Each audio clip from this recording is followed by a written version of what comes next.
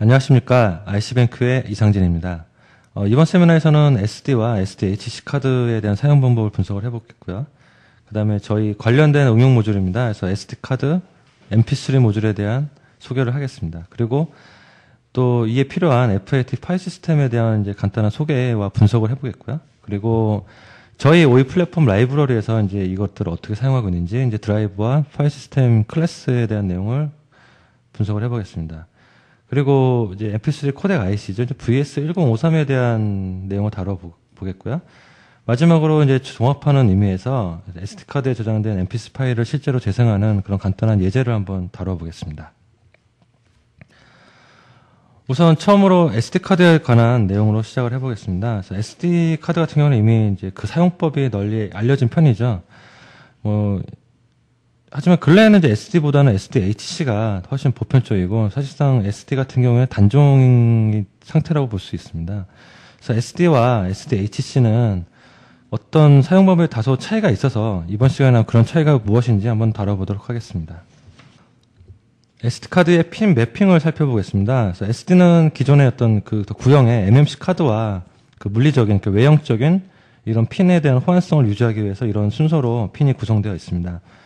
저희 모듈에서는 SD카드를 이제 SPI 버스에 연결할 것이기 때문에 SD 모드가 아니라 SPI 모드에 관련된 그런 SPI 관련 신호만 주의 깊게 살펴보면 될 것 같습니다. SD카드는 동작 모드에 따라서 SD 모드와 SPI 모드로 나눌 수 있습니다. 그래서 SD 모드 같은 경우에는 한 번에 4비트씩 끊어서 전송을 하기 때문에 이런 1비트씩 전송을 하는 SPI보다 훨씬 더 고속으로 이제 통신을 할 수가 있고요. 다만 약간은 이제 좀 특수한 인터페이스다 보니까 어떤 이제 SD 컨트롤러가 있는 장치나 혹은 그런 마이크로 컨트롤러에서나 사용 가능한 그런 방식이고요. 저희 모듈 같은 경우에는 이제 저희가 사용하는 MCU는 별도의 SD 컨트롤러 같은 건 없기 때문에 보다 더 심플한 SPI 모듈을 사용해서 SPI 버스에 연결해 사용하고 있습니다. 그 SD 카드에 이어서 이제 근래에는 SDHC가 훨씬 더 이제 보편적이라고 할 수 있는데요. 기존 어떤 SD 카드의 한계를 극복하기 위한 그런 새로운 규격이라고 할 수 있습니다. 그래서 HC라는 말은 이제 하이 캐패시티라는 그런 의미라고 할 수 있고요. SD 같은 경우는 기존의 4기가 이상의 제품은 만들 수가 없습니다. 내부적인 어떤 주소 방식의 차이, 그 한계 때문인데요. 그리고 권장되는 파일 시스템이 이제 SD 같은 경우는 FAT16입니다. 그러다 보니까 대부분의 제품이 실질적으로 최대 용량이 2기가로 볼 수 있고요. 하지만 근래 이제 여러 장치들에서 4기가라는 것은 결코 넉넉한 용량은 아니라고 할 수 있습니다. 그렇다 보니 더 고용량을 사용할 수 있는 그런 SDHC라는 새로운 규격이 나오게 되었습니다.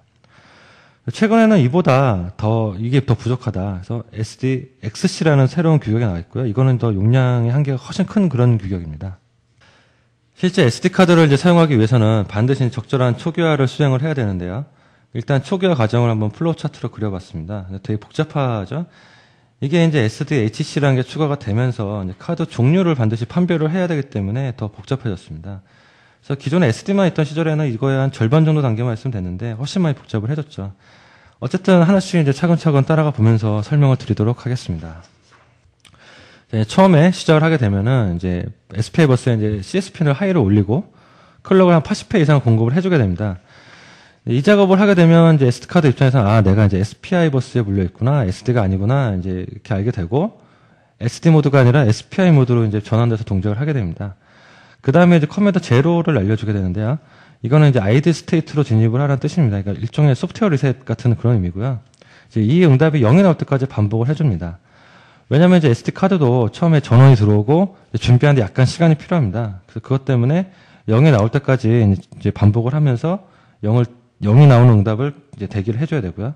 그 다음에 이제 커맨드 8을 알려주게 됩니다. 이때부터 SD냐 SDHC냐라는 차이가 발생을 하게 되는데요. 이제 CMD8 커맨드 8의 응답이 1이냐 5냐에서 갈리게 됩니다. 그래서 CMD8에 1AA라는 이제 인수를 줘서 날리게 되는데 SDHC 카드 입장에서는 정상적인 커맨드입니다. 근데 그래서 1이라는 응답이 나오게 되고요. SD인 경우에는 이게 지원되지 않는 커맨드입니다. 그래서 일리걸 커맨드라는 그런 에러 코드죠. 5번이라는 응답이 나오게 됩니다. 그래서 이로써 이제 SD와 SDHC를 1차적으로 구분을 하게 됩니다. 일단 여기서는 이제 응답이 1이라고 보고요. ACMD 41을 날려줍니다. 그래서 응답이 0이 나오면 다시 CMD 58을 날려주고 이때 이제 되돌아오는 응답이 32비트 값이 날라오는데 30번 비트, 0부터 시작하는 30번 비트를 보고 이 비트가 이제 1로 이제 셋이 되어 있으면 이제 이 카드는 SDHC라고 일단 볼 수가 있습니다. 이게 아니라 이제 셋이 안 돼 있다. 이런 경우는 이제 SD 카드인데 버전이 2인 경우예요. 그래서 커맨드 8이 지원이 되는 경우인데 SD지만 버전이 2입니다. 근데 사실상 차이는 없고 내부적으로만 약간 차이가 있을 뿐입니다. 다시 아까로 돌아가서 이제 커맨드 8의 응답이 5인 경우로 한번 보겠습니다. 5가 나온 경우는 이제 ACMD 41을 날려줍니다. 이때 응답이 0인 경우는 이제 SD 카드 혹은 뭐 더 구형의 MMC 카드 같은 경우가 되겠죠. 여기서 이제 응답이 0이 아닌 경우가 있어요. 이런 경우는 뭐 카드마다 약간 차이가 있는데요.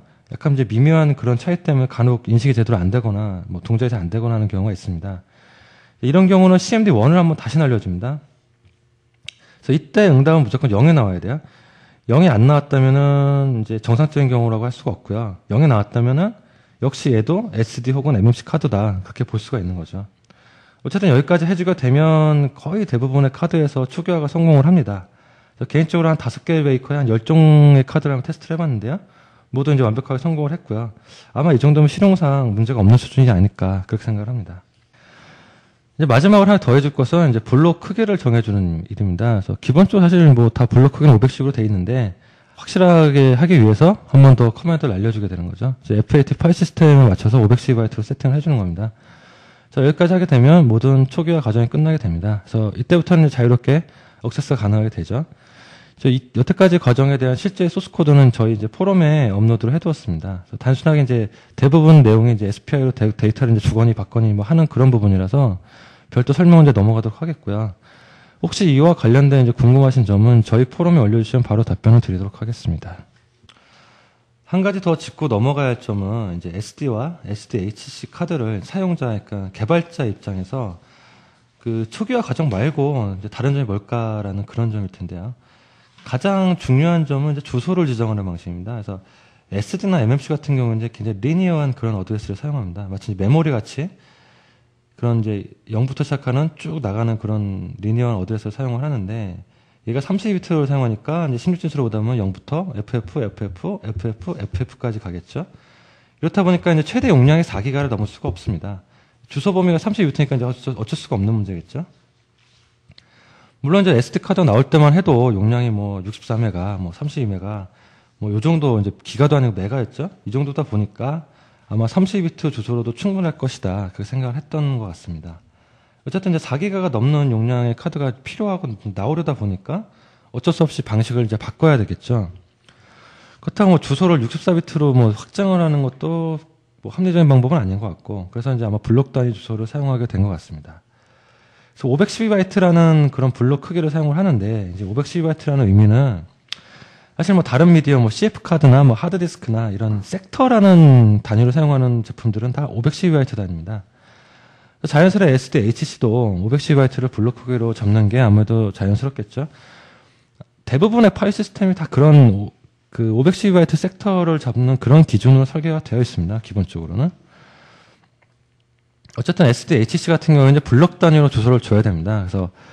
그래서 카드 타입을 이제 초기화 과정에서 미리 파악을 해둬야 이제 문제가 없겠죠. 그리고 아마 소스 코드, 이제 슬라이드에 보시면 소스 코드를 보시면 이제 파란 블록이 실제 커맨드, 리드 섹터라는 그런 커맨드를 이제 날려주는 그런 부분이에요. 그래서 이제 카드 타입의 SD인 경우에는 섹터 번호에 512를 곱해줍니다. 이제 한 섹터가 512바이트니까 리드 섹터라는 이 함수 자체가 여기서 이제 섹터 값을 받아오는 거죠. 이제 파일 시스템에서 넘어오는 거기 때문에. 그래서 섹터 번호에 512를 곱하는 실제 주소를 이제 넘겨줘야 되는 방식이고, SDHC의 경우에는 이제 이미 512바이트로 나눠져 있기 때문에 바로 섹터 번호를 이제 날려줍니다. 아무래도 이런 이제 판별해서 처리하는 부분이 기존에 비해서 추가가 돼야 되는 그런 부분이겠죠. 이와 관련된 뭐 어떤 전체 풀 소스 코드 같은 경우에는 저희 포럼에 이제 올라와 있습니다. 그래서 저희 포럼에 보시면은 플랫폼 라이브러리라는 포럼이 있어요. 거기 보시면 이제 SD 라이브러리 포럼이 또 있고, 이제 거기에 들어가 보시면 이제 제가 소스만 지금 달랑 덩그러니 올려놓은 그런 스레드가 하나 보이실 겁니다. 그보다 더 상세하고 어떤 실제 SD가 어떻게 돌아가는지 궁금하다, 이제 이런 구체적인 동작 방법이 궁금하신 분은 그 아래쪽에 보이는 참조 사이트를 한번 방문을 해보시면 도움이 되실 것 같습니다. 이 사이트 운영자분이 이제 일본 분인데 제가 개인적으로 굉장히 존경을 하는 그런 사람입니다. 그래서 물론 얼굴도 본 적 없고 말도 해본 적도 없긴 한데요. 제가 이제 학생 시절부터 아주 팬이라고 할 수 있는 그런 분인데 아주 굉장히 참고할 만한 내용이 많습니다. 이것뿐만 아니라 굉장히 좋은 내용들이 많이 있기 때문에 한번 들어가 보시면 좋을 것 같습니다. 이번에 저희 하드웨어 모듈을 소개를 해드리겠습니다. 이건 SD와 MP3 코덱이 이제 붙어있는 모듈인데요. 지금 현재 생산하고 있고요. 아마 다음 주쯤에는 공개가 될 생각입니다. 그래서 생긴 건 이제 사진처럼 생겼습니다. 그래서 보드 아래쪽에 보시면 이제 SD 카드 소켓이 이제 박혀 있고, 위쪽은 이제 MP3 코덱 IC와 뭐 관련된 이어폰 잭들이 이제 나와 있습니다. 예, 향후에는 이제 MP3 쪽 제거하고 SD만 있는 그런 버전도 생산을 할 생각입니다. 그래서 뭐 회로도를 보자면 이제 SD 쪽만 이제 발출을 한 겁니다. 그래서 굉장히 단순합니다. 그래서 이제 소켓에서 이제 신호를 아주 정직하게 그냥 있는 그대로 뺐고요. 뭐 사족일 수 있겠지만 만약의 경우를 대비해서 각 신호 라인을 이제 풀업을 해놨습니다. 원래는 이제 전원 제어를 하려고 이제 FET를 하나 삽입을 했는데 이쪽에 좀 제가 설계상 미스로 이제 문제가 있어서 현재는 제거된 상태입니다. 해당 부분은 이제 없다고 생각하셔도 되고요. 사실 이제 SD 카드에 전원 제어가 필요한 경우는 아주 드뭅니다. 그래서 개 중에 이제 장비에 전원이 들어온 상태에서 카드를 이제 꽂게 되면은 한 번에 인식이 안 되는 경우가 이제 아주 드물게 있습니다. 그런 카드들이 있는데 특정 카드들이요. 이런 때는 이제 강제로 이제 전원을 온오프 이제 해서 사이클 한번 해주게 되면은 동작이 잘 되는 경우가 있습니다. 하지만 이제 이런 거는 아주 드문 경우라고 할 수 있고 대부분은 이제 이런 과정 필요 없이 문제없이 동작을 합니다. 그 외에 이제 카드 삽입이나 쓰기 금지가 된 거를 감지할 수 있도록 그런 신호선을 연결을 해뒀고요. 또 이런 것들은 굳이 필요가 없으면 이제 점퍼식으로 돼 있어서 점퍼를 제거해버리면 사용하지 않을 수도 있도록 설계가 되어 있습니다. 이번에는 FAT 파일 시스템에 대한 내용을 소개를 한번 해보겠습니다. 그래서 FAT 파일 시스템이라는 거는 이제 뭐 다들 아시다시피 마이크로소프트사가 개발을 했고 도스와 윈도우에서 사용되고 있고 또 현재도 뭐 많이 사용하고 있습니다. 그래서 뭐 USB 메모리나 뭐 이런 것도 다 FAT를 사용하고 있죠. 다만 이 방식은 이제 워낙 옛날에 이제 도스 시절 때부터 이제 넘어오던 그런 방식이다 보니까 여러 한계가 이제 발생을 하고 있는데요. 요즘 하드디스크 같은 경우에는 기본적으로 테라바이트 단위 뭐 이런 제품들이 일반화되어 있고, 근데 이제 문제는 FAT 방식 같은 경우에는 이런 고용량 하드디스크에서 사용할 수가 없거나, 혹은 뭐 파일 크기가 4기가를 넘을 수 없거나, 뭐 이런 여러 한계가 있습니다. 그렇다 보니까 이제 마이크로소프트사에서 이런 문제를 해결한 이제 EXFAT라는 그런 새로운 방식도 나와 있습니다. 이건 특허가 굉장히 세게 걸려 있어갖고 좀 쓰기가 좀 어렵죠. 아무튼. 뭐 이런 여러 가지 문제가 있긴 하지만 뭐 이런 소규모 인베디드 시스템 혹은 뭐 복잡한 기능이 필요 없는 경우에는 아주 적합한 방식이라고 할 수 있습니다. 그래서 OS의 어떤 도움 없이도 비교적 쉽게 구현이 가능하다. 뭐 그런 장점이 있고요. 또 호환성도 굉장히 우수한 편입니다. 그래서 대부분의 어떤 주요 운영 체제니까 뭐 윈도우나 뭐 맥OS나 뭐 리눅스 뭐 다 FAT는 다 기본적으로 지원을 하죠. 그 내부 구조 역시 굉장히 단순합니다. 그래서 가령 뭐 우리 뭐 일반적으로 PC에 사용하는 NTFS 같은 경우에는 뭐 압축 기능도 있고 뭐 사용자별로 뭐 권한 부여도 해주고 뭐 이런 굉장히 복잡한 그런 메커니즘들이 있는데 FAT는 그런 게 일절 없습니다. 아주 그냥 정직하죠. 구현하는 사업 입장에서는 아주 직관적으로 만들 수 있는 그런 파일 시스템이라고 할 수 있습니다. 또한 이제 내부적으로 이제 기본적으로 이제 연결 리스트, 그러니까 링크드 리스트 구조로 되어 있다고 할 수 있는데 이거는 이제 뭐 보관을 미리 해놓고 사용하는 방식이 아니라 그때그때 이제 디맨드하는 거를 이제 가져오는 방식이라 굉장히 적은 메모리만으로 구현이 가능하고요. 다만 이제 이런 연결 리스트 방식의 파일 시스템은 이제 랜덤 액세스에 불리합니다. 그러니까 다음에 뭘 읽어야 되겠다는 정보만 있고 여태까지 내가 읽었던 것이나 어떤 그런 걸 모릅니다. 그렇기 때문에 랜덤하게 파일을 뭐 왔다 갔다 하면서 읽는 거는 굉장히 성능이 떨어져요. 그리고 연결 구조가 되어 있기 때문에 중간에 링크가 하나 이빨이 빠져버리게 되면은 그 이후의 내용은 이제 뭐 거의 복구하기 어렵게 되는 그런 문제가 있습니다. 하지만 역시 아주 심플하다, 간단하다는 점이 굉장히 중요한 장점이 아니겠느냐 그렇게 생각을 하고요.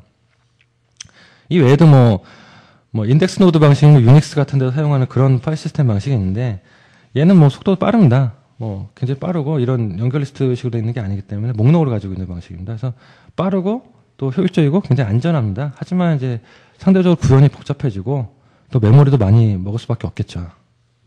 이번 세미나에서는 FAT 구현에 관한 어떤 상세한 그런 디테일한 내용보다는 어떤 전체적인 그런 구성과 원리를 이제 다뤄보는 시간을 갖겠습니다. 사실 이제 구현에 관한 내용은 이제 마이크로소프트에서 나온 그런 문서가 있습니다. 그 FAT 문서가 있는데 얘만 보더라도 실제 소스 코드까지 이제 곁들여 가지고 상세히 다루고 있기 때문에 어떤 뭐 전체적인 원리를 이해한다면 이제 굳이 별도의 설명이 필요하지는 않을 것으로 그렇게 생각이 되고요.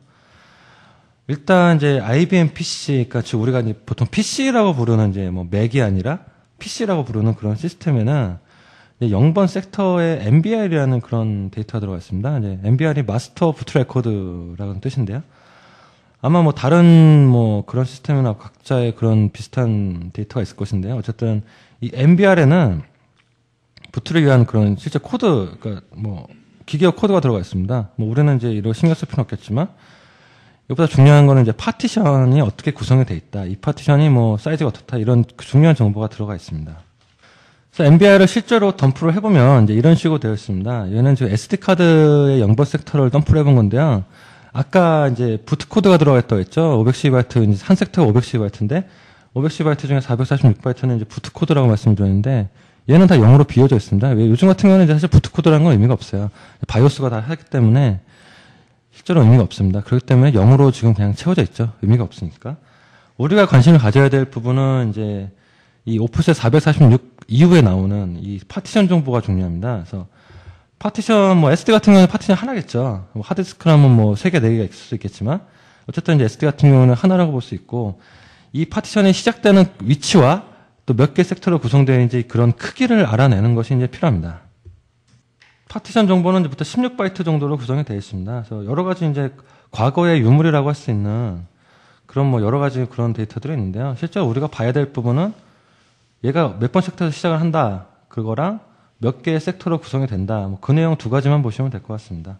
나머지는 뭐 다 옛날 그 플로피 시절부터 사용되었던 그런 쓸데없는, 지금 현재 와서는 쓸데없는 그런 내용이고요. 그래서 오프셋 1C6을 보게 되면 16진수로 1C6을 보게 되면은 얘가 내용이 16진수로 2000, 그러니까 10진수로 8192라고 되어 있습니다. 그래서 보시다 보면은 8192번 섹터에서 얘는 시작을 한다. 이 파티션은. 그렇게 이제 할 수 있겠죠. 그리고 그 다음에 나온 건 섹터 수인데요. 그래서 오프셋 16진수로 1CA를 보게 되면은 이 값이 또 7AD400입니다. 이게 뭐냐면은 또 10진수로 보다 보면은 849,664개다. 이 섹터는. 그래서 한 섹터가 512바이트다 보니까 대략 한 4기가 정도 된다고 이제 알 수 있겠죠. 아직은 이제 FAT 파일 시스템에 접근한 것이 아닙니다. 이거는 이제 MBR이랑 더 로우 레벨, 그러니까 파일 시스템과 관계가 없습니다. 얘는 그런 더 로우 레벨에 대한 내용이고, 실제로 아까 얘기한 이제 8192번 섹터부터 시작되는 이 파티션의 내용이 이제 FAT 파일 시스템으로 구성이 된다. 이렇게 할 수 있는 거고요. 0번 섹터는 굉장히 중요한 겁니다. 그래서 옛날 뭐 플로피 디스크를 써보시는 분들은 0번 섹터 고장이 나면 디스크가 이제 액세스가 안 돼요. 이런 정보들이 있기 때문에 0번 섹터가 이렇게 중요했던 겁니다. 이번에 이제 실제로 8192번, 아까 그 파티션이 시작되는 그 섹터로 이동을 해봤습니다. 쭉 보면은 뭐 노네임 뭐 이런 말도 나오고요. 또 뭐 정직하게 FAT 30이다 뭐 이런 말도 나오죠. 여기가 이제 FAT 파일 시스템의 시작 지점이라고 할 수가 있습니다. 그래서 파티션 전체를 한번 보면은 이제 이런 그림과 같은 그런 구조로 되어 있습니다. 그래서 아까 방금 슬라이드에서 보셨던 8192번 섹터가 이제 BPB라고 하는 부분이고요. 그 뒤에 이제 예약 섹터 공간이라고 해서 비워놓은 자리가 있습니다. 그래서 뭐 FAT가 설계된 당시에 아마 미래에 뭐 쓸지도 모른다라고 이제 남겨놓은 자리인데 뭐 여전히 안 쓰고 있죠. 어쨌든 그 다음에 FAT라는 테이블, 그러니까 뭐 어디를 이렇게 읽어야 된다라는 그런 FAT 테이블들이 존재를 하고, 그 다음에 또 FAT의 복사본이 위치를 합니다. 그래서 FAT가 혹시 깨지거나 하는 경우 이제 이 복사본을 가지고 이제 복구를 할 수가 있게 되죠. 두 개 다 깨지면 이제 복구할 방법이 없게 됩니다. 그리고 이제 뒤에 클러스터라고 되어 있는 부분은 이제 실제 데이터, 파일의 데이터들이 저장되는 그런 공간인데요. 얘네들은 이제 효율성을 위해서 섹터가 아니라 이제 클러스터라는 이제 여러 섹터를 모아놓은 그런 단위로 이제 나눠져 있습니다. 섹터 단위로 하다 보면 이제 오버헤드가 좀 있을 수 있기 때문에 자료 구조상, 그래서 클러스터라는 단위로 이제 몇 개의 섹터를 구성을 하는데, 물론 이거는 크기가 디스크 크기에 따라서 유동적입니다. 그래서 용량이 크면 클수록 클러스터도 커지고, 보통 한 32KB 정도가 최고라고 볼 수 있고요. 뭐 이런 쪽 64KB도 할 수 있는데, 뭐 일반적인 경우는 아닙니다. 그래서 아까 언급한 맨 먼저 나오는 이제 BPB라는 것을 한번 다뤄보겠습니다. BPB에는 이제 이 파일 시스템이 클러스터가 크기가 어떻다. 그리고 루트 디렉터리라는 그 루트 디렉터리부터 이제 쭉 계층적으로 이제 이루어져 있는데요. 그러니까 맨 먼저 나오는 그 파일이 어딨다 그런 위치 또 뭐 각종 이제 FAT에 대한 그런 정보들이 있는 굉장히 또 중요한 부분입니다. 그래서 실제로 BPB를 한번 내용을 한번 살펴보겠습니다. 그래서 각 오프셋별로 이제 딱 내용들이 다 정해져 있는데요. RF에 보시면 이제 BPB 언더바 뭐 이렇게 시작하는 내용들이 있습니다. 이제 이건 마이크로소프트사에서 제공하는 문서에서 정한 이름을 이제 그대로 옮긴 부분인데요. 그 이름을 보시면 아마 이제 대략 그 의미를 유추할 수가 있습니다. 순서대로 이제 바이트 퍼 섹 이렇게 되어 있는 거는 섹터당 바이트 수. 이제 한 섹터가 몇 바이트다. 얘는 512죠.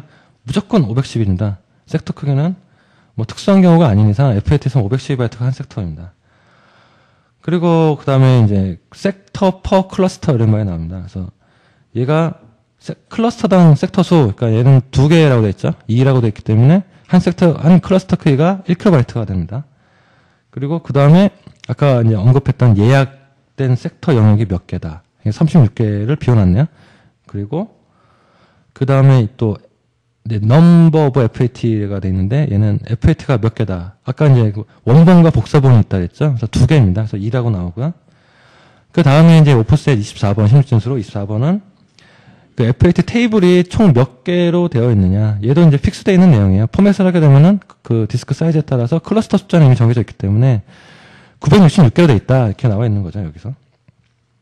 그 다음에 이제 오프셋 EC의 경우는 루트 클러스터라고 되어 있는데 이제 루트 디렉터리라고 하는 이제 가장 최상위 단의 파일들이 몇 번 클러스터부터 시작을 하느냐. 그래서 보통 2번부터 시작을 합니다. 그래서 여기서 2라고 되어 있죠.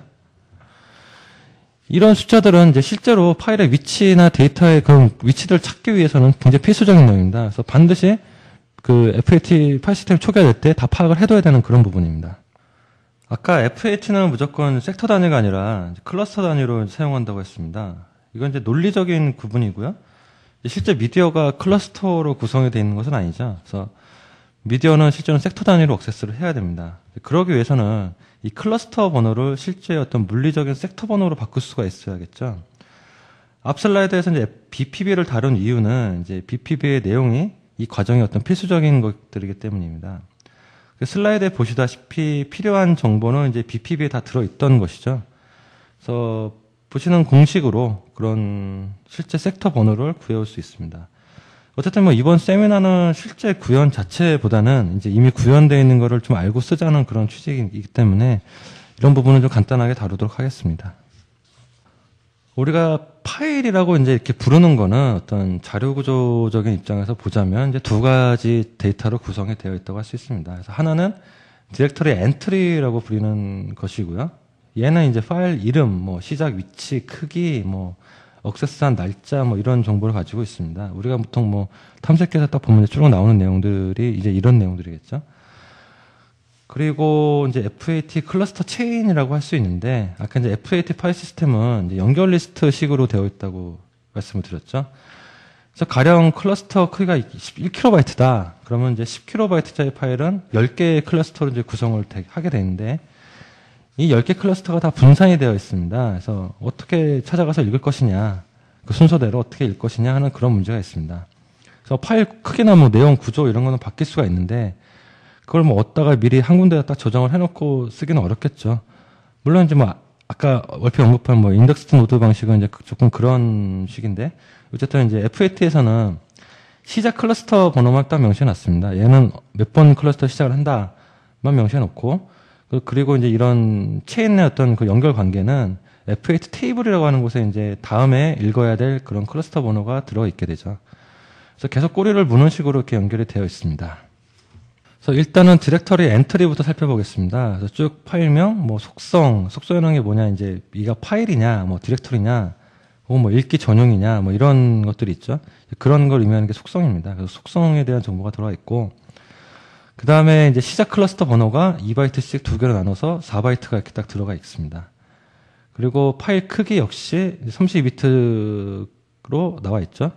이것 때문에 사실 FAT 파일 시스템은 한 개 파일 크기가 4GB를 넘을 수가 없게 된 겁니다. 32비트로 딱 픽스가 돼 있기 때문에. 그래서 요즘 뭐 HD급 뭐 영화 이런 파일 보면 10GB짜리도 있죠. 이런 파일은 FAT로 포맷된 그런 외장화되는 복사가 안 됩니다. 이런 문제 때문에. 그래서 뭐 아까 EXFAT니 뭐 그런 것들이 나온 것도 이제 이런 문제 때문에 나온 겁니다.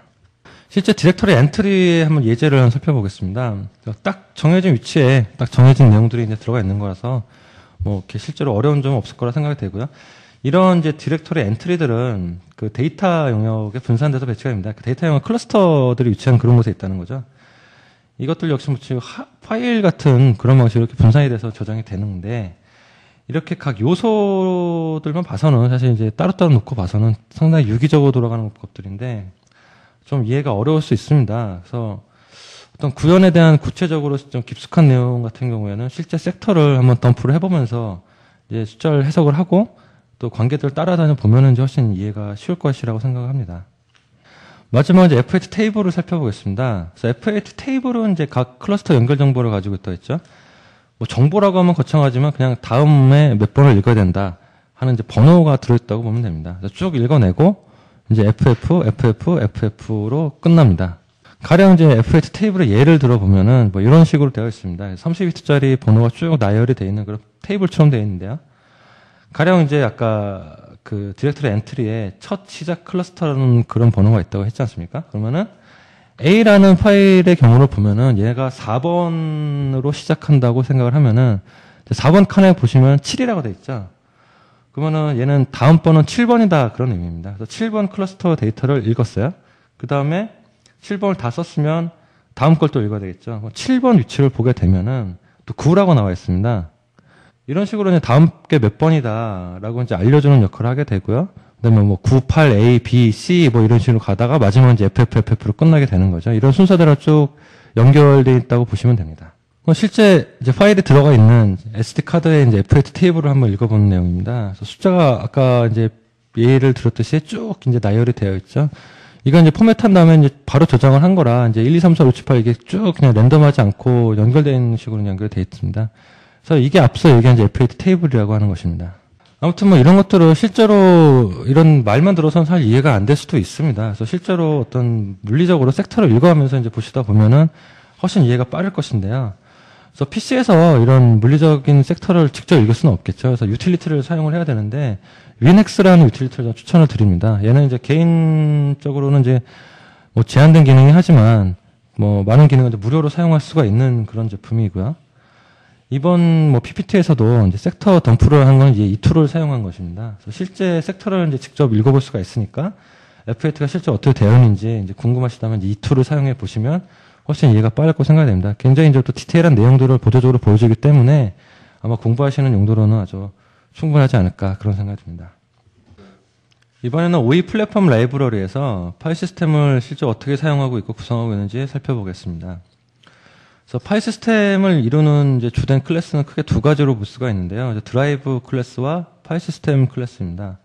그래서 F8 자체 구현의 경우에는 이제 제가 뭐 학생 때부터 만들어서 뭐 사용했던 그런 라이브러리가 있긴 한데 뭐 아시는 분들은 아실 수도 있습니다. 근데 이거는 좀 옛날에 만든 거라 완성도가 떨어집니다. 그래서 그거 대신에 어떤 오픈 소스로 공개된 이제 F8 FS라는 라이브러리를 사용하고 있습니다. 아까 얼핏 언급했던 그 일본 사이트의 운영자분이 개발을 한 거고요. 상당히 뭐 업데이트가 꾸준히 잘 되고 있고 또 오랜 시간 안정화가 되었습니다. 성능도 꽤 우수하게 구현이 되어 있기 때문에 오픈소스를 사용할 수 있는 뭐 F8 라이브러리 치고는 굉장히 제일 좋지 않을까라는 생각이 들고요. 그래서 저희 플랫폼에서 이제 이 라이브러리를 사용하고 있습니다. 다만 얘가 이제 100% C로 구성이 되어 있기 때문에 이제 저희 플랫폼에서 사용하기 위해서 이를 C++로 감싸주는 래퍼 클래스를 만들었고 그 클래스가 이제 F8 그 파일 시스템 클래스가 됩니다. 그리고 드라이브 클래스의 경우에는 이제 미디어를 실제로 액세스하는 그런 역할을 정의하는 추상 클래스입니다. 추상 클래스는 실제 구현은 없고 이제 설계도 같은 것만 제공하는 인터페이스 클래스이고요. 뭐 각 장치, 그러니까 SD나 뭐 플래시 메모리 같은 것들은 이제 이 클래스를 상속을 받아서 실제 동작을 구현을 하게 됩니다. 두 클래스의 어떤 구성과 관계는 슬라이드에 보시는 그림 같은 것이고요. 그 하단에 보시면 뭐 SD카드, 뭐 시리얼 플래시 이런 것들이 있는데 이거는 그 드라이브 클래스를 구현하는 하나의 예시이고요. 어떤 섹터 단위로 액세스 가능한 어떤 모든 장치를 어떤 그런 메인 로직에서 코드 수정 없이 사용이 가능하도록 이제 만들어져 있습니다. 우선 드라이브 클래스의 어떤 헤더 파일을 한번 살펴보겠습니다. 그래서 앞서 말씀드린 대로 이 클래스는 이제 구현이 없는 가상 클래스입니다. 그래서 SD 카드 클래스나 뭐 기타 미디어 클래스나 이제 이런 껍데기를 어떤 상속을 받아서 실제 동작을 구현을 하게 됩니다. 이 규격을 준수해야 이제 그 파일 시스템에서 이제 사용이 가능한 그런 형태가 될 수 있는 거고요. 어떤 이제 가상 클래스란 거는 이제 이런 틀을 제공하는 설계도 같은 것이고, 이 클래스를 상속받은 클래스는 이제 그 드라이브 클래스, 그러니까 뭐 SD 카드라도 드라이브 클래스와 동등하게 취급이 가능하게 됩니다. 그래서 드라이브 클래스 내부에는 어떤 각종 미디어에 대한 정보를 가지고 있게 됩니다. 뭐 섹터 크기, 뭐 상태, 뭐 이런 것들이 들어가 있겠죠. 이제 뭐 제공되는 메서드를 살펴보자면, 이제 앞에 보면 전부 버추얼이 붙어 있습니다. 얘는 이제 가상 메서드라는 뜻이고, 오버라이드가 가능하다는 그런 의미입니다. 그래서 얘의 내용을 무시하고, 이제 구현되는 실제 내용에서는 얘를 다시 구현할 수 있다. 그런 뜻이고요. 뒤에 이제 equal zero가 다 붙어 있죠. 이거는 실제 구현 내용이 없다. 그래서 얘는 그냥 순수 가상 함수라고 부르는 건데요. 내용이 없다는 그런 의미입니다. 그래서 파생 클래스, 이제 얘를 상속받은 파생 클래스는 반드시 얘네들을 내용을 구현을 해줘야 되는 겁니다. 그렇지 않으면 에러가 나게 되고요. 어떤 이제 이 클래스의 설계를 만족하려면 이제 얘네들을 명시적으로 다 구현을 해야 되는 겁니다. 그래서 뭐 초기화를 한다든지 뭐 섹터를 읽는다든지 뭐 쓰는 그런 동작이 필수적으로 다 구현돼야 된다는 얘기죠. 이 코드는 실제 드라이브 클래스를 상속받아서 구현하는 SD 카드 클래스의 일부입니다. 맨 첫 줄에 보시면 이제 콜론하고 드라이브라고 이제 명시가 되어 있죠. 얘는 이제 드라이브를 상속받는 클래스다라는 그런 의미입니다. 그래서 드라이브 클래스에 나왔던 어떤 리드 섹터니, 뭐 라이트 섹터니 이런 것들이 나와 있죠. 이제 이런 실제 구현은 이제 여기서 된다라는 그런 의미입니다. 그리고 드라이브 클래스 자체에 더불어서 또 SD 카드 고유의 어떤 뭐 카드와 관계된 그런 내용들이 더 추가가 되어 있습니다. SD 카드 클래스는 이제 드라이브 클래스를 상속받았기 때문에 실제 파일 시스템 클래스에서는 마치 이제 얘가 드라이브 클래스인 것처럼 취급을 해줄 수가 있게 됩니다. 그래서 플래시 메모리든 뭐든 어떤 파일 시스템 입장에서는 어떤 그런 코드의 변화 없이 동일하게 어떻게 취급을 할 수 있다는 그런 의미가 됩니다. 실제 파일 열기나 뭐 읽기 동작을 한번 보여드리겠습니다. 그래서 파일 시스템에서 실제 미디어를 구동하는 드라이버 객체를 이제 연결시켜주는 건 이제 마운트라고 표현을 했고요. 이제 코드에 나와 있듯이 실제 어떤 미디어의 드라이브 클래스, SD 카드라는 그 언더바 SD 카드 클래스를 드라이브 클래스라는 타입으로 캐스팅을 해서 이제 주게 됩니다. 얘는 드라이브 클래스를 인저를 받는 그런 함수이기 때문에 캐스팅을 한번 해줘야 되죠. 근데 서로 다른 클래스인데 캐스팅이 되는 이유는 다 계층 구조가 연결이 되어 있기 때문에 가능한 겁니다. 그래서 이게 이제 객체 지향에서 얘기하는 다양성의 원리가 되는 거고요. 또 이제 OE 플랫폼 라이브러리 어떤 파일 시스템 라이브러리는 어떤 기본적인 파일 처리에 관계된 기능들을 이제 대부분 지원하게 될 예정입니다. 그래서 가령 뭐 파일 읽기, 쓰기, 복사하기, 뭐 삭제하기 같은 것들이 되겠고요. 또 이제 그냥 C 함수를 콜하는 것보다는 좀 더 어떤 직관적인 방식으로 사용할 수 있도록 구성이 되어 있습니다.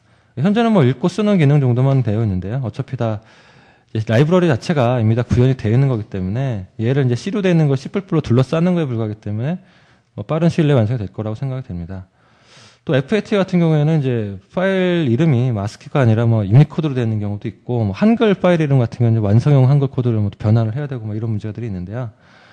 이런 부분은 이제 사용자가 신경 쓸 필요 없이 자동으로 판별돼 처리하도록 이제 내부적으로 구현이 되어 있습니다. 한글 코드를 처리한다든지 뭐 완성형 유니코드를 바꾼다든지 뭐 이런 것들이 다 내부적으로 구현이 되어 있고요. 뭐 두 번째 예에 나와 있는 파일 읽기에 보시면 오픈이라는 메서드가 이제 두 가지가 제공이 되고 있습니다. 그래서 C++ 같은 경우는 이제 메서드 오버로딩이라는 그런 기능이 있기 때문에 인수 타입이 다르면 뭐 같은 이름의 메서드라도 여러 개를 만들 수 있고, 또 전달 인수의 타입에 따라서 알아서 구별돼서 실행이 됩니다. 뭐 이런 경우는 파일명이 타입이 뭐 체어냐 아니면 t체어냐, t체어는 2바이트씩 구성되는 그런 뭐 유니코드 같은 그런 형태를 의미하는데요. 그런 거는 이제 실행 중이 아니라 컴파일하는 과정에서 알아서 판별이 됩니다. 자동으로 처리가 되고요.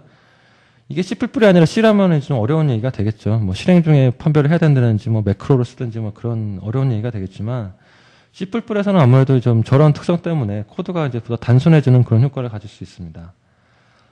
또 뭐 파일 읽기의 경우에도 뭐 함수가 마찬가지로 뭐 인수가 다르면 여러 가지 형태로 또 제공이 될 수 있겠죠. 이번에는 MP3 코덱 IC인 이제 VS1053에 대한 소개를 해보겠습니다.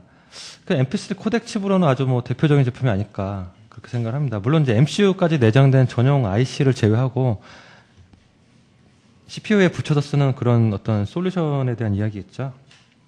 저희 이제 스탠다드 플랫폼의 MCU 정도 성능이라면 아마 소프트웨어 디코딩도 가능할 것이라고 생각이 됩니다. 다만 이제 무료로 사용할 수 있는 이제 코덱 라이브러리를 저희 플랫폼에 코딩하는 것도 뭐 문제는 문제지만 특히 MP3는 특허가 걸려있는 코덱이기 때문에 소프트웨어 코덱을 사용하더라도 이 저작권자, MP3 기술에 대한 저작권자에게 사용료를 지불을 해야 됩니다, 원래는.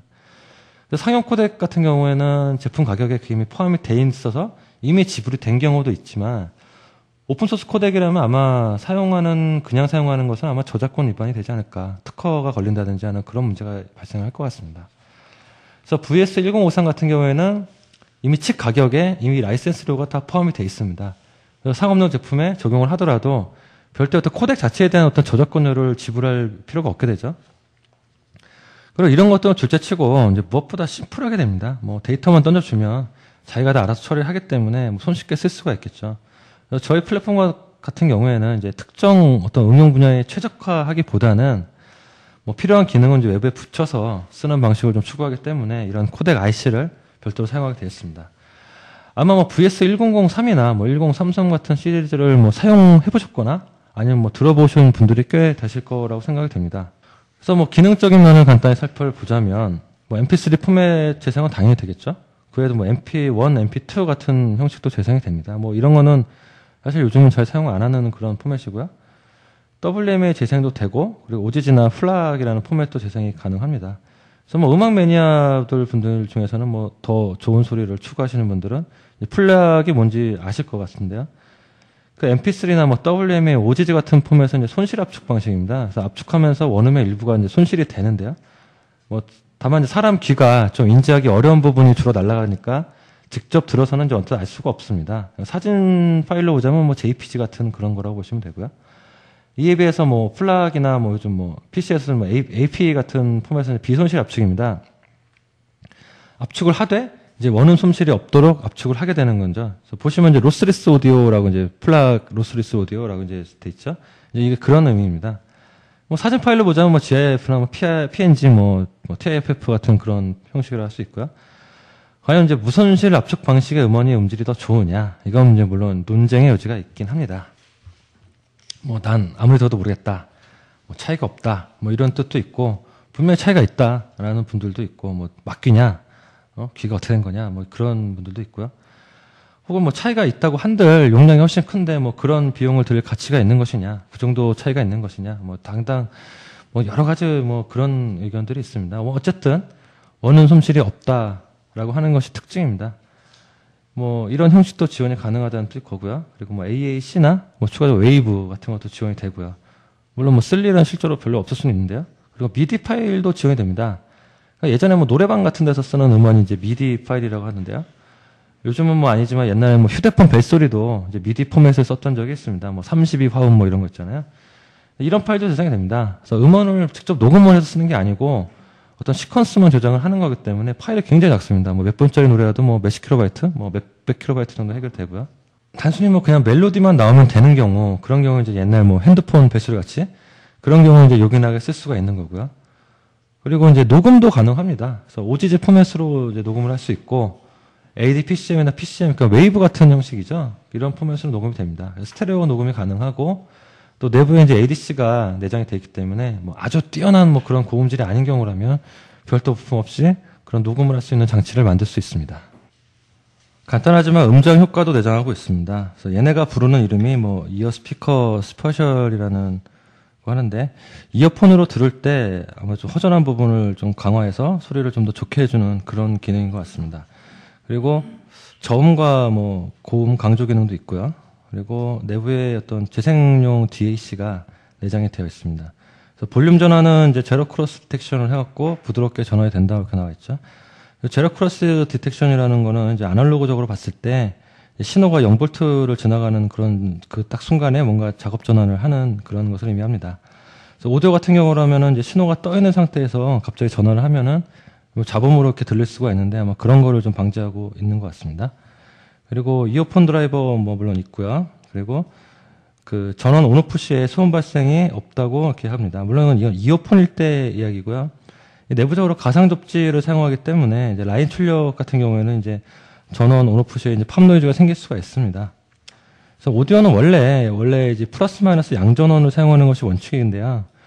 요즘에 어떤 디지털 오디오나 어떤 휴대용 장치는 이제 그런 전원을 사용하기가 좀 곤란하니까 아무래도 단전원을 사용하는 경우가 많습니다. 단전원이라는 건 이제 플러스 전원만 사용하겠다, 이제 그런 의미고요. 이런 경우는 이제 0V가 아니라 어떤 뭐 특정 전압, 보통 뭐 이제 전원 전압의 한 2분의 1 정도를 가령 뭐 1.5V라고 할까요? 이 전압을 이제 그라운드로 잡아서 오디오 신호를 이제 출력하는 그런 방식입니다. 단전원으로도 물론 이제 이렇게 하면 쉽게 구현이 되는데, 문제는 이제 오디오 신호에 항상 DC가 이제 떠 있는 그런 상태라고 할 수 있겠죠. 그래서 이어폰 같은 경우로는 이제 별도의 전원이 없는 거고, 또 단독으로 연결되기 때문에 이제 그라운드를 1.5V로 잡더라도 문제가 없습니다. 그래서 이어폰 입장에서는 이제 1.5V가 그라운드이기 때문에 뭐 DC가 떠 있다고 할 수는 없고 1.5V를 중간으로 이제 스윙을 한다고 이제 볼 수가 있겠죠. 다만 이제 다른 오디오 장치 뭐 앰프나 뭐 이런 같은 거랑 연결하는 그런 경우라면은 입장이 다르죠. 이제 오디오 장치 이제 앰프 같은 경우는 스스로 각자의 전원을 가지고 있고 그라운드 전위가 다르게 됩니다. 그래서 일단 이제 가상 접지 출력과 앰프의 그라운드가 연결이 되면은 좀 문제가 생길 수 있고요. 뭐 아주 심하면 출력단이 망가지는 경우도 있을 수 있습니다. 또한 이제 입력 쪽에는 이제 AC 커플링이 되어 있을 것이고요. 얘가 이제 뭐 캐패시터가 이제 들어가 있는 구조다 보니까 이제 전원이 들어올 때 DC가 떠 있다 보면 이제 처음에 충전하는 시간 때문에 팝 노이즈 같은 게 생길 수가 있습니다. 그래서 퍽 하는 그런 이제 노이즈가 생길 수가 있겠죠. 물론 뭐 경우 따라서 이제 안 생길 수도 있고요. 오디오가 이제 항상 그래서 좀 복잡한 것 같아요. 그렇기 때문에 어쨌든 출력단 어떤 가상 접지를 사용하지 않는 방식이 더 범용적이긴 한데 아무래도 좀 구조도 복잡해집니다. 그래서 일단 저희 모듈은 그냥 기본적으로 제공되는 방식은 이제 가상 접지를 이용하는 이제 이어폰을 사용하는 걸 기준으로 하는 그런 환경을 가정을 했습니다. 향후에는 뭐 더 성능이 좋은 외장 DAC를 사용을 하고 또 뭐 라인 출력도 직접 가능한 그런 뭐 버전을 제작할 예정입니다. 기존의 VS1033과 다른 점을 보자면요. OGG 포맷이 이제 추가로 지원이 되고요. 소프트웨어로 이제 다운로드를 해서 이제 쓰는 그런 방식인데요. 어쨌든 OGG 포맷이 추가로 지원이 됩니다. 녹음과 재생이 다 되고요. 또 내장된 DAC가 1033보다 음질이 훨씬 좋아졌습니다. 그래서 뭐 1033 같은 경우에는 이제 내장 DAC가 아주 성능이 좋은 편은 아니었는데요. 1053 같은 경우는 이제 많이 개선이 되어서 뭐 MP3 정도면 재생에 어떤 충분한 성능을 가지게 되었다고 할 수 있습니다. 물론 뭐 오디오 전용의 어떤 그런 외장 DAC 같은 경우보다 뭐 외율이나 뭐 신호대 잡음비 같은 게 더 우수한 제품들도 있지만 MP3 자체가 어떤 뭐 신호대 잡음비가 이렇게 따라가지 못하기 때문에 어떤 뭐 유의미한 어떤 향상을 기대하기는 좀 어려울 수도 있습니다. 어쨌든 뭐 이 정도면은 실용적으로 충분하다는 그런 뜻이고요. 또 여담으로 이제 금년 말에는 이제 VS1063이 나올 거라고 합니다. 그래서 얘는 지금 엔지니어링 샘플만 나와 있는 단계고요. 다른 점은 이제 MP3 포맷으로 녹음도 가능하고요. 또 녹음과 재생을 동시에 할 수도 있다고 합니다. 지금 같은 경우는 동시에는 안 되거든요. 근데 이 같은 경우에는 이제 양방향 모드라고 해서 뭐 비록 이제 PCM 방식이긴 하지만 녹음과 재생을 동시에 할 수 있다고 합니다. 그리고 기존에는 이제 고음 저음만 이제 조정할 수 있었는데 이 같은 경우 이제 5채널짜리 이퀄라이저도 추가가 되었다고 합니다. 그래서 저희도 아마 1063이 이제 출시되는 즉시 바로 새 모듈을 제작할 그럴 생각입니다. 이번에는 MP3 쪽 회로를 살펴보겠습니다. 뭐 특별할 건 없고요. 뭐 데이터시트에서 제공하는 이제 거기서 레코멘드하는 회로를 아주 정직하게 그대로 따라했습니다. 뭐 DRQ 같은 경우에는 그 신호 같은 경우에는 인터럽트 트루로 처리가 가능하도록 인터럽트 핀에 연결을 해두었고요. 뭐 실제 코덱 동작 자체는 굉장히 간단합니다. 초기화한 다음에 DRQ 신호가 이제 하이가 될 때마다 32바이트 단위로 음원 데이터를 SPI로 날려주면은 모든 필요한 동작은 이제 알아서 됩니다. 뭐 기타 뭐 볼륨 조정이나 뭐 여러 가지 세팅들은 이제 코덱 내부의 레지스터 값을 바꿔주면 되는 거고요. 사실은 이제 주로 적절한 타이밍에 음원 파일을 읽어내는 게 더 복잡한 일이지 사실 코덱 동작 자체는 크게 이렇게 신경 쓸 부분이 없습니다. 이번은 오디오 출력 쪽입니다. 역시 헤드폰을 기준으로 가상 접지를 사용하도록 출력을 연결해 뒀고요. 혹시 뭐 라인 출력들이 이제 필요한 경우를 대비해서 이제 각 오디오 신호 뭐 레프트 라이트 같은 신호는 별도 커넥터로 이제 그라운드랑 같이 뽑아놨습니다. 녹음을 위한 이제 스테레오 라인 인풋 단자도 준비가 되어 있고요. 마지막으로 이제 모듈 양쪽에 스핀 헤더가 붙어 있는데 얘는 이제 저희 스타터 킷 그 보드의 표준 모듈 커넥터입니다. 그래서 앞으로 출시될 응용 모듈은 이제 최대한 가능한 이 규격을 따르도록 할 예정입니다. 현재 저희 플랫폼 라이브러리 중에 이제 MP3 라이브러리가 제공 예정인 기능입니다. 대부분 구현되어 있고요. 일부 이제 마무리하는 단계고요. 그래서 코덱 IC 자체가 제공하는 그런 대부분의 기능을 이제 메소드로 구성을 했습니다. 아직은 이제 스트레이트한 그런 구조로 되어 있는데요. 이런 이제 이벤트 방식으로 구동될 수 있도록 이제 변경을 하는 작업도 병행하고 있습니다. 그래서 플랫폼 라이브러리 같은 경우는 대부분 이벤트 기반의 프로그래밍을 지원하도록 할 수 있는데요. 이는 어떤 기존의 인터럽트에 의한 어떤 그런 처리 방식보다 더 일반화된 방식이라고 할 수 있습니다. 일반화됐다는 거는 이제 좀 더 추상화되었다는 방식이겠죠. 그래서 인터럽트는 어떤 하드웨어나 어떤 장치가 발생시키는 그런 로우 레벨적인 개념이긴 한데요. 가령 뭐 PC 소프트웨어 개발한다고 하면 뭐 윈도우 창을 띄워놓고 버튼을 클릭하고 이제 이런 일이 일어나는 거는 하드웨어적인 인터럽트가 아니라 이 버튼이라는 객체가 발생시키는 그런 소프트웨어적인 어떤 그런 이벤트입니다. 여기에 등록된 이벤트 핸들러가 어떤 비동기적인 호출을 받아서 처리하게 되는 그런 방식인데요. 이벤트는 어떤 하드웨어뿐만 아니라 객체 스스로 발생시킬 수 있고 서로 이렇게 체이닝해서 연결시킬 수가 있습니다. 또한 어떤 시그널이 아닌 어떤 이벤트 객체를 통한 어떤 이제 비동기적인 작업을 하는 것을 의미합니다. 아무래도 보다 좀 소프트웨어적인 방식이라고 할 수 있을 겁니다. 이번에는 저희 스타터 킷 보드에 올려서 한번 실제로 구동을 해보겠습니다. 뭐 저희 개발 툴이 좀 더 완성이 되면 이제 몇 번 클릭만으로 어떤 기본 소스 코드의 틀이 자동으로 구성이 되도록 이제 할 수 있지만 아직은 이제 제작 중이고 아직 완료되지 않아서 직접 수동으로 한번 소스 코드를 작성을 해봤습니다. 우선 프로젝트를 생성을 하고요. 그 다음에 라이브러리 설정 화면에서 그 MP3와 SD 카드를 선택을 해줍니다. 그리고 파일 시스템도 써야 하기 때문에 파일 라이브러리도 같이 올려주고요. 그러면 이제 프로젝트에 필요한 소스 코드가 좌측에 이제 프로젝트 창에 보시듯이 자동으로 추가가 되고 또 중간에 보시면 이제 IO들이 자동으로 셋업이 되는 걸 보실 수가 있습니다.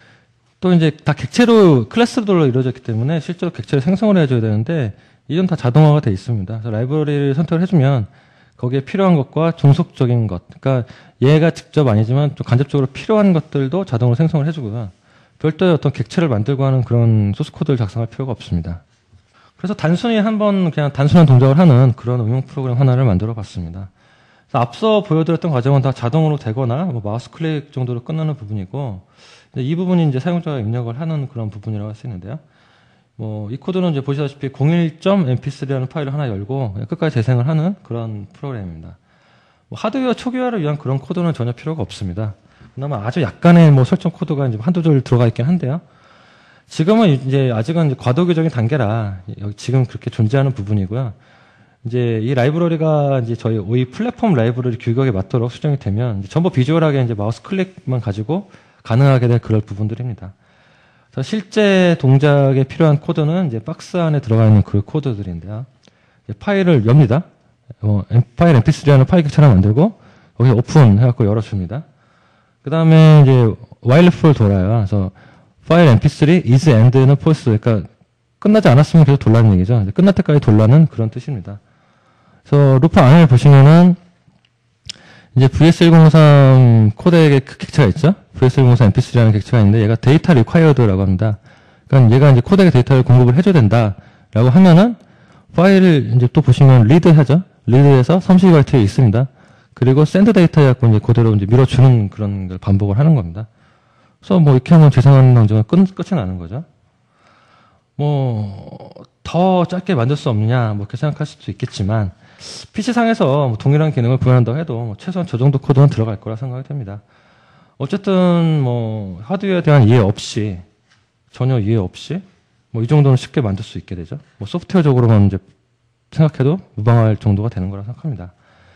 물론 하지만 이제 이마저도 더 짧게 할 수 있습니다. 앞서 말씀드린 대로 어떤 이벤트 기반의 프로그래밍 모델이 완성이 된다면 그리고 또 스트림이라는 어떤 클래스가 구현이 된다면 이것마저도 한 3-4줄 정도로 줄일 수가 있게 됩니다.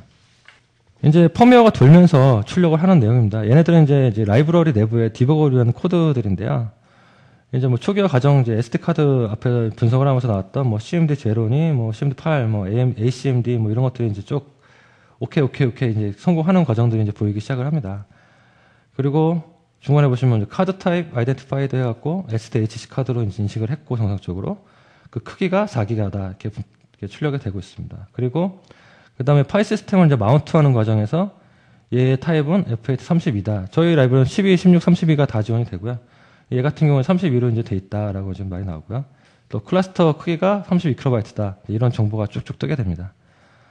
지금까지 이제 SD 카드와 이런 파일 시스템을 적용을 해보고 또 그 F8 파일 시스템 자체에 대한 설명과 또 SD 그리고 SDHC 카드를 사용하는 방법에 대해서 알아봤습니다.